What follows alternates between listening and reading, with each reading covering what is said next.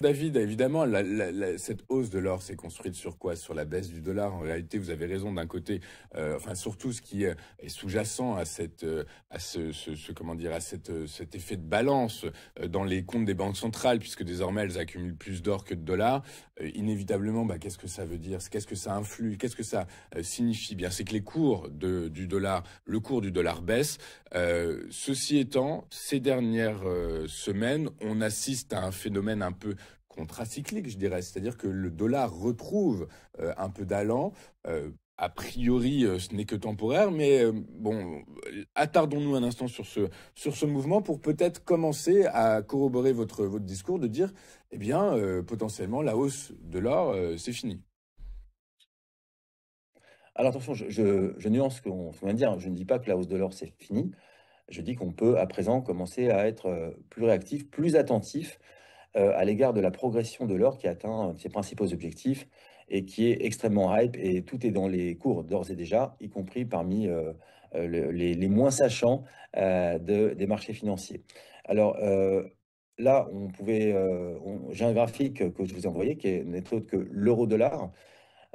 Et son évolution en 2025 et depuis effectivement l'investiture de Trump qui a semé un certain, chaos, économique avec beaucoup d'effets d'annonce, avec, beaucoup de problématiques, en matière, de géopolitique, a en fait, nui, je dirais, à l'évolution du dollar et le prix du dollar s'est détérioré à l'égard des principales devises et notamment à l'égard de l'euro et donc, l'euro s'est renforcé à l'égard du dollar, sauf que depuis, maintenant, quelques jours en réalité, celui-ci semble avoir atteint une résistance et il a rompu également une oblique ascendante. Je rappelle qu'une oblique ascendante, c'est un outil de suivi de tendance et dès lors qu'il est rompu, ça veut dire que la tendance qui prévalait, ici la tendance haussière ou alors la dépréciation du dollar, eh bien, n'est plus d'actualité ou part en si on peut dire en consolidation. Donc c'est un élément à surveiller à l'égard de ce qu'on évoquait tout à l'heure, c'est-à-dire à l'égard de l'or, qui évolue de manière inverse généralement, par rapport à l'évolution du dollar. Donc si le dollar se renforce et mon discours est le suivant, et que l'or a atteint ses principaux objectifs, eh bien la progression de l'or pourrait caler au cours des prochains temps. C'est une possibilité compte tenu du hype et à nouveau et de la demande des banques centrales.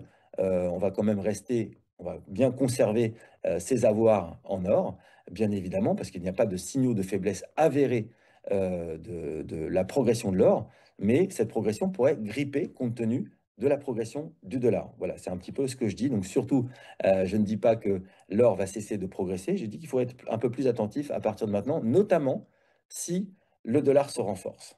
Et le dollar est peut-être en train de se renforcer. Il suffit pour ça de regarder le graphique du dollar index. Le dollar, face à un panier de 7 devises, les principales devises mondiales, eh bien, on est rentré en zone de latéralisation. C'est-à-dire que potentiellement, maintenant, les cambistes, eh bien, estiment que leurs informations à l'endroit de l'économie américaine, eh bien, sont suffisantes pour peut-être commencer à racheter le dollar. Peut-être. Alors, fantastique, transition, Louis-Antoine. Effectivement, le graphique que vous avez sous les yeux montre cette fois-ci, non pas le dollar contre enfin l'euro contre le dollar, mais le dollar index, c'est-à-dire l'évolution du dollar contre un panier de devises, les principales devises, du monde, on va dire occidental, telles que le franc suisse, la livre britannique ou le yen ou l'euro évidemment. Et ce que l'on peut observer en tout cas, c'est que ce qu'on avait vu tout à l'heure sur l'euro-dollar, en fait, est symptomatique de ce que l'on observe sur l'ensemble des devises. Le dollar est actuellement en train de se renforcer contre un ensemble de paniers de devises occidentales.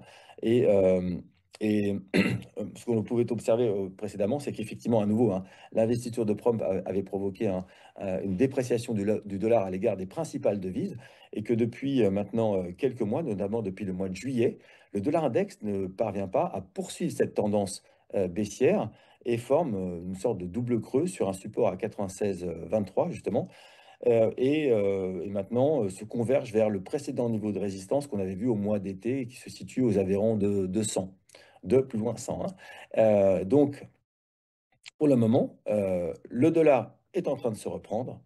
On sait qu'il y a classiquement, une relation inverse entre l'or et le dollar. L'or ayant atteint ses principaux objectifs, on peut quand même, devenir maintenant, enfin être en tout cas beaucoup plus prudent, à l'égard de l'évolution de l'or, même si, comme je l'indique, il faut bien le conserver en portefeuille.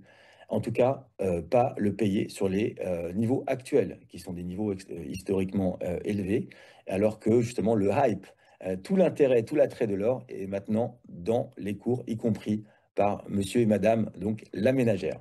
Effectivement, monsieur et madame Michu qui ont de l'or en portefeuille maintenant, et donc par la force des choses, eh bien, ça veut dire que, comme vous le dites, la hype, l'engouement autour du métal Mm. précieux, eh bien, se démocratise peut-être un peu trop. Merci beaucoup, David, d'avoir été avec nous, David Furcage, CEO de iWife Capital, avec nous tous les vendredis pour nous expliquer comment fonctionnent les marchés financiers, quels sont les actifs qu'il faut avoir ou non en portefeuille et adapter en conséquence les stratégies d'investissement ou de trading. David, merci beaucoup. À la semaine prochaine.